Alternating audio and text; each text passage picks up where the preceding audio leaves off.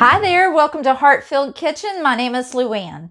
Well, a heart-filled kitchen involves more than just cooking. It involves baking, preserving, organizing, stocking the pantry, and so much more. So on this channel, I'll be sharing with you plenty of tips, advice, and motivation concerning all things food and the entire kitchen. And in today's video, we're going to be talking about the garden. A few weeks back, I showed you a video on how my husband and I built raised beds to start our very first garden. Our goal was to get it built, put in place, filled, and do a little practice garden, and hopefully be a little more prepared for a spring garden next year. If you'd like to see the rest of that video, I'll go ahead and link it down below in the description box, and I'll link it at the end of this video. If you'd like an update on how things have been going, then be sure to stick around for the rest of today's video.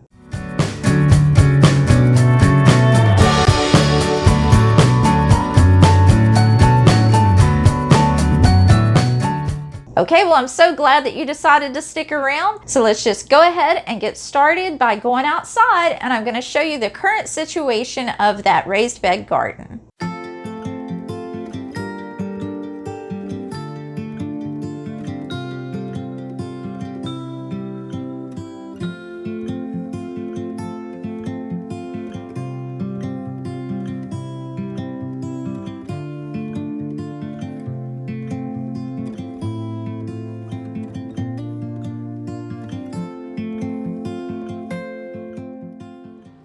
Okay, so here we are with my garden update. There's my rosemary, basil. This basil over here isn't looking too good. I need to cut it back. And then the lemon balm and the spearmint. Not a lot of changes there. Here are my green beans. They've started vining.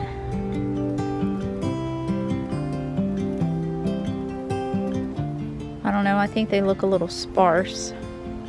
Also, I wanted to show you something is definitely eating the leaves.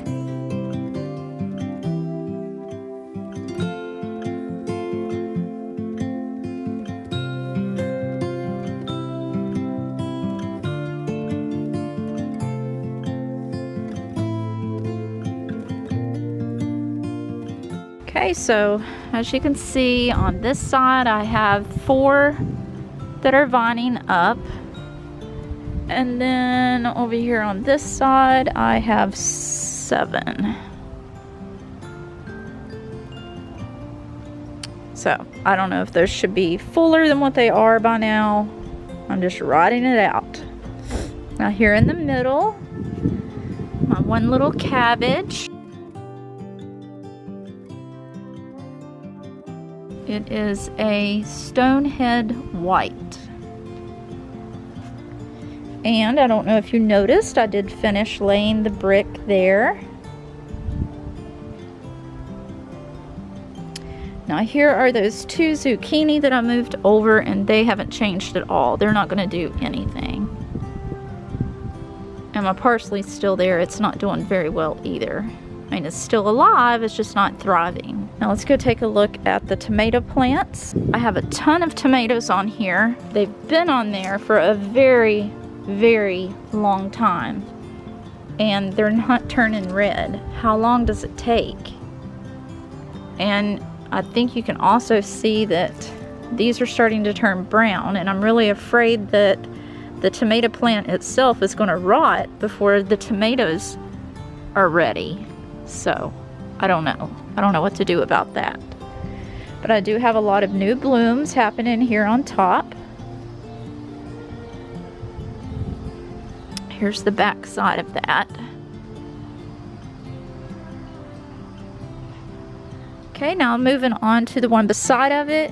Not one single tomato on this, but it has gotten huge, and I'm just now starting to get some blooms on there. So hopefully we'll have some tomatoes on this one soon. This little guy, not much happening there either. And I at first thought that maybe this big one here was blocking the sun, but it's not. The sun comes in the front. So I don't know. I don't know what to do about that. And then here is my sad looking cherry tomato plant. It's a husky cherry. I've gotten about 4 cherry tomatoes off of this. It is still growing, and I do have some new blooms on the top of it too. So it's not very pretty to look at, not even very healthy to look at, but it is producing. And now here are my zucchinis. They've grown a lot. I'm picking worms off of it all the time. I'm not sure. I hope you can tell this in the video. I don't know what's causing these leaves to turn like this. But I do have a lot of blooms. Let me see if I can get the camera in there. There's a lot of blooms back through there. And even over on this side, I have a little baby zucchini started. I moved my little herb garden back here with the sage and the thyme and the oregano, and my thyme has not progressed at all. I still just have that little tiny spot back there, but that's it. This is the progress of my practice garden so far.